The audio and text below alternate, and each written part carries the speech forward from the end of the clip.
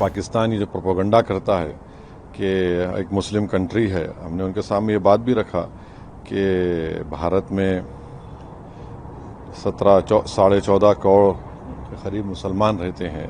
भारत में जो हमारे उलेमा हैं, चाहे वो बरेलवी मसलक के हों, देवबंदी मसलक के हों, अहले हदीस हों, अहले तशीह हों, इन उलमाओं का कोई मुकाबला पाकिस्तान के उलमा नहीं कर सकते। पाकिस्तान के प्रोपेगेंडा झूठ है। बीजेपी सांसद बैजयंत पांडा के नेतृत्व में सर्वदलीय प्रतिनिधिमंडल ने सऊदी अरब में भारत का पक्ष रखा।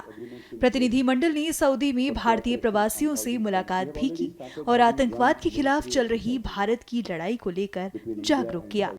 वहीं प्रतिनिधिमंडल के सदस्य असदुद्दीन ओवैसी ने पाकिस्तान के प्रोपेगेंडा की पोल खोलकर रख दी। हमारी यहाँ पर मुलाकात शुरा काउंसिल के हेड से हुई। उसके बाद हमारी मुलाकात हुई 2 घंटे तक आदिल जुबैर, जो पहले फॉरेन मिनिस्टर थे सऊदी अरब के, 2 घंटे से इनसे बहुत डिटेल मुलाकात हुई। फिर आज हम 2 थिंक टैंक्स में गए। कल एक थिंक टैंक था, आज एक थिंक टैंक था, और आज हम यहाँ पर जो एक अरब यूनिवर्सिटी है फॉरेंसिक साइंसेस की, जिसका गुजरात फॉरेंसिक साइंस से MOU था। तो इस ट्रिप में अगर आप देखेंगे तो सबसे पहली बात यह है कि किंगडम ऑफ सऊदी अरेबिया में 27 लाख लोग भारत के यहाँ पर रहते हैं, काम करते हैं, और जो हमारा जो फॉरेन एक्सचेंज हर भारत का नागरिक भी जाता है देश को, उसका एक बहुत बड़ा हिस्सा किंगडम ऑफ सऊदी अरेबिया से जाता है।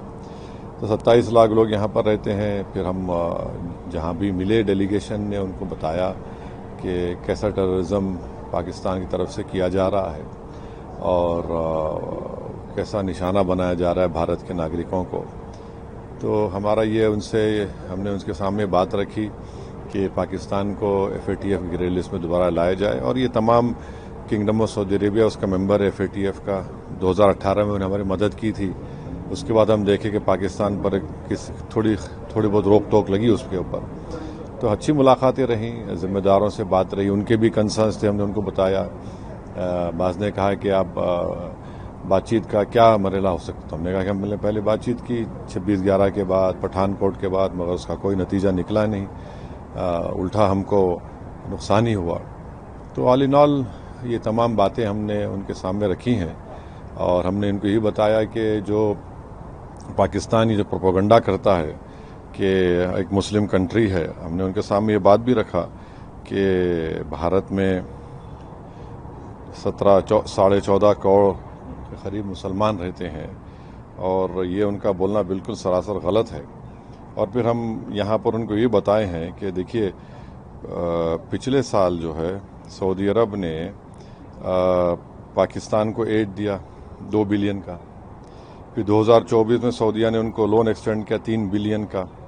हमने कहा कि पाकिस्तान में तो कोई हो नहीं रहा ना, कोई उनकी इकॉनमी स्टेबल नहीं हो रही, उल्टा पैसा हमारे अपने गरीबों के लिए इस्तेमाल नहीं हो रहा। हमने उनको बताया कि पाकिस्तान अपने डिफेंस का बजट उनका 2.6% है GDP का, और भारत का 1.9% है। तो ये कंट्रास्टिंग हमने बताया कि फिर करीब हमारा $50 बिलियन का उनसे हमारा ट्रेड है, बायलैटरल ट्रेड है। और फिर हमने उस पाकिस्तान के प्रोपेगेंडे का मैंने उसको बताया कि इस्लामिक यूनिवर्सिटी मदीना में है, और वहाँ पर जो प्रॉफेट मोहम्मद सल्लल्लाहु अलैहि वसल्लम की सीरत पर जो किताब पढ़ी जाती है, उसका नाम रहीक़ुल मख्तूम है। तो उसको तमाम लोगों के कंपटीशन में फर्स्ट प्राइज़ मिला था मुस्लिम वर्ल्ड लीग की तरफ से, और वो किताब लिखने वाला मौलाना सफ़ीउर रहमान मुबारकपुरी रहमतुल्लाह अलैह थे। आज उनकी किताब पढ़ाई जाती है वहाँ पर। तो ऐसे कई भारत में जो हमारे उलेमा हैं, चाहे वो बरेलवी मसलक के हों, देवबंदी मसलक के हों, अहले हदीस हों, अहले तशीह हों, इन उलमाओं का कोई मुकाबला पाकिस्तान के उलमा नहीं कर सकते। और इन्होंने भारत में तौहीद का पैगाम भी दिया, दे रहे हैं, देते रहेंगे। इश्क़ नबवी सल्लल्लाहु अलैहि वसल्लम की तालीमात से हमको बता रहे हैं, आश्कार कर रहे हैं, और साथ ही साथ हुब्बुल वतनी भी इन मदद से कहा जाता है। तो ये फ़र्क हमने बताया कि भारत में किस तरह से काम किया जा रहा है, मुसलमानों के उलमा जो काम कर रहे हैं, और पाकिस्तान के प्रोपेगेंडा झूठ है।